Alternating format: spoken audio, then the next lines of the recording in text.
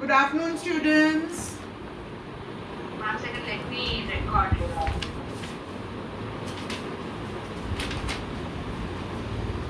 Okay, start ma'am, we are recording. Good afternoon, Da. Good afternoon. Anita ma'am, tell the students that right? Uh-huh. So we have a lot of things planned because we are good afternoon first of all. Welcome to the class, and we have a lot of things planned today because we only have 2 more days from the original plan. The online classes will stop on 30th. So we quickly want to take you all through the because we just started revision yesterday. So we have lots of things planned up. So in case it drops at around 1:35, yeah. 1:35. 1:30, 1:35, please immediately join back because we will be continuing with the class. So yesterday we did the poem and a little bit of grammar and things. So today we'll do the prose lesson, Kite Maker. You remember Ruskin Bond's Kite Maker? I'm going to quickly take you through the story only, and then I'll just give you the story in brief, and we will go on to the question answer so that you will be familiar, you will be able to recollect the story. Okay.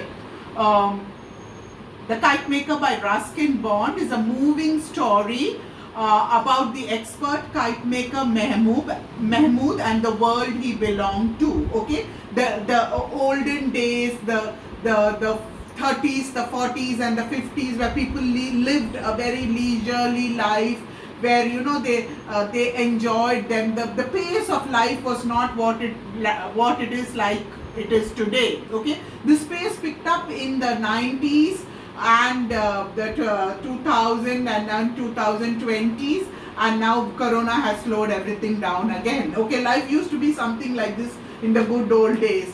Everybody would relax and do their thing. So the Kite Maker is a moving story about the expert kite maker Mahmood and the world that he belonged to.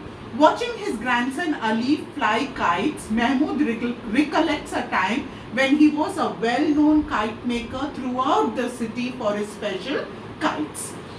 Through Mahmood's memories, Ruskin Bond creates a bygone era where people had time for leisurely pastimes such as kite flying, and also had the aesthetic sense to patronize crafts like kite making, or whether it was dance or whether it was music. So there was a lot of time. People gave time, they worked, they enjoyed themselves, they spent time on art, literature, and things like that.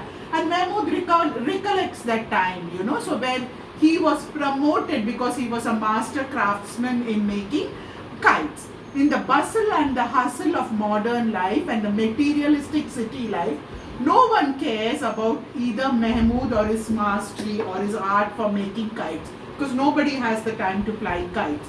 Ruskin Bond uses several symbols like the tree, bird, string, instruments, stringed and severed kites with a telling effect to depict the nature of human lives. And we see this in our lives today. I remember when we were young, when it was Shankranti, Holi, we would fly kites. Now I don't see anybody fly kites. Nobody wants to go out and fly kites. We hardly see anybody fly kites for Shankranti and all that.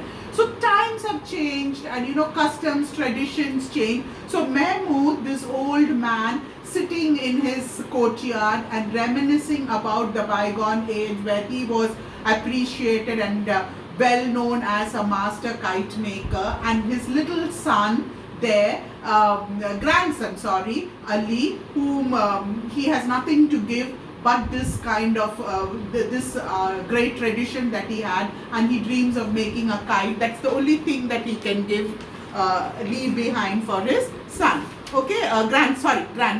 So I'm going to quickly take you to I hope you remember the story now, Ruskin Bond's Kite Maker. I'm going to quickly take you through the question answer, the question answer, so that you remember the important things in the story. What was the first question? What was Mahmood doing when Ali woke him up? What was Mahmood doing? He was sitting. Mahmood is the old kite maker. He was sitting, or rather, he was in the courtyard, and he was nodding off, sleeping, daydreaming. That is what he was doing, and Ali's kite gets caught in the banyan tree, and he comes and wakes his grandfather up. What did Mahmood do when Ali lost his kite? Ali, the little boy, his grandson, was flying the kite outside in the lane called Gully Ramnath, when the kite gets caught in the banyan tree. Do you remember that? And he comes and tells his grandfather. And what does his grandfather do? He had finished making a new kite from bamboo and thin silk, and it was put in the sun to dry and firm up. Okay, it was a pale pink kite with a small green tail, and the old man, that is Mahmood, takes the kite and gives it to the boy and says, "You go fly this kite." And he says that you are still too young, you don't know how to fly the kite and use the twine to fly the kite. And the boy says, "No, it got stuck in the banyan tree." So he says, "Take it." And so the young boy, he just gets up and kisses his grandfather, who is sitting on obviously a chair in the courtyard and in the sun and relaxing. And he says, "No, I won't lose this kite. I will make it fly like a bird." The third question: why do so few people buy kites these days? So times have changed, people have become busy, and not many people buy kites because adults no longer are interested in it. They don't see any kind of value in waste. They think it's a waste of time. And children, they don't want to go outdoors and fly kites. They prefer cinema and things like that. And then the important reason being that there is no open space. The city has developed so much that there is no open place to fly the kite. So that is the other reason why kite flying lost its popularity. And of course, it is the changing time where people no longer have time. The people are so busy, they don't have time for all these kind of things. What was the fifth question? What was the name of the special kite that Mahmood made at the request of the Nawab, and what happened to it? What was the name of the kite? That special kite so he was patronized. He was a very, very famous kite maker. I think I missed a question, did I? Oh yeah, fourth question. What were the various things that people did when they flew kites in the past? So Mahmood remembers a time when kite flying was a very important pastime among even grown men, and there were battles fought, and then kites would be flown. Kites would be swerving, swooping, and they would tangle and break each other's, or sever is the word, sever each other's kite, and then the defeated kite, or the kite that got severed, would fly away into the sky, float into the sky.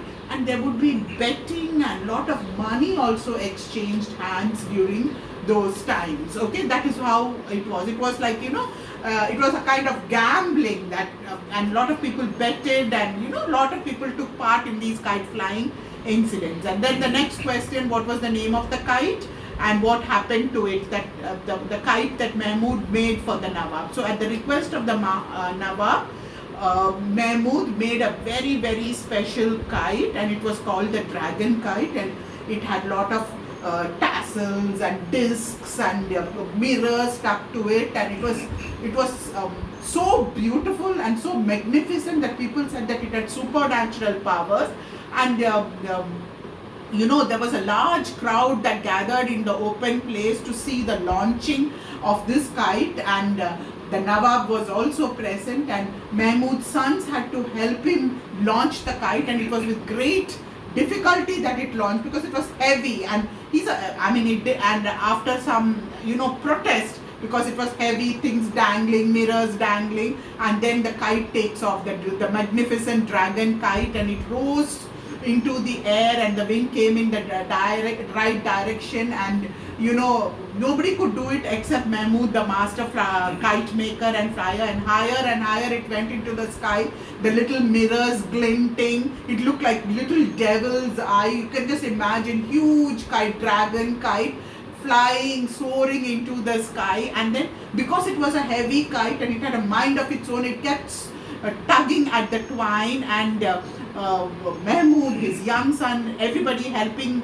them to reel the kite, but the kite, it was as if the kite had a mind of its own. It kept tugging, and then the twine snaps, and the kite leaps towards the sun and sails away, and it gets lost in the big blue sky. Okay, then he also made another one for the Nawab. It was a musical kite, and when it was launched, it made the sound of violin. So you remember. So this shows what a master craftsman Mahmud was. Okay.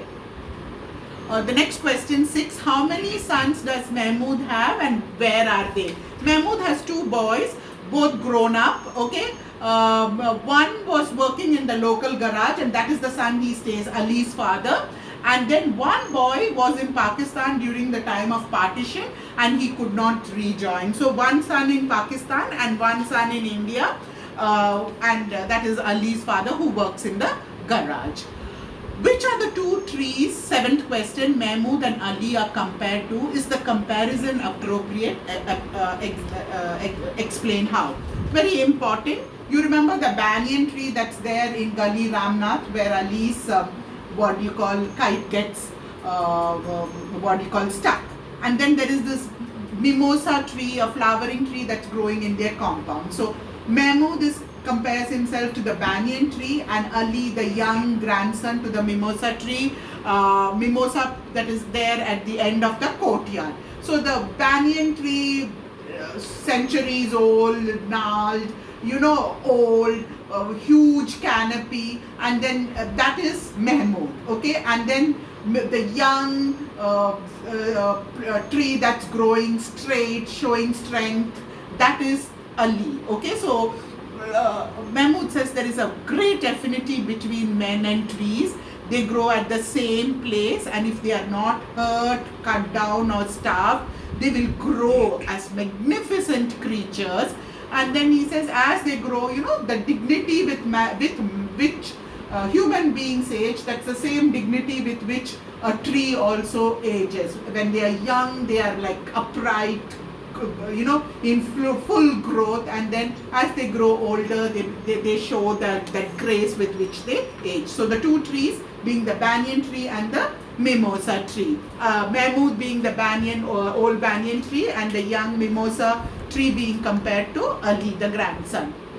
The 8th question, what does Mahmud dream of, and what is it compared to? Okay, Mahmud,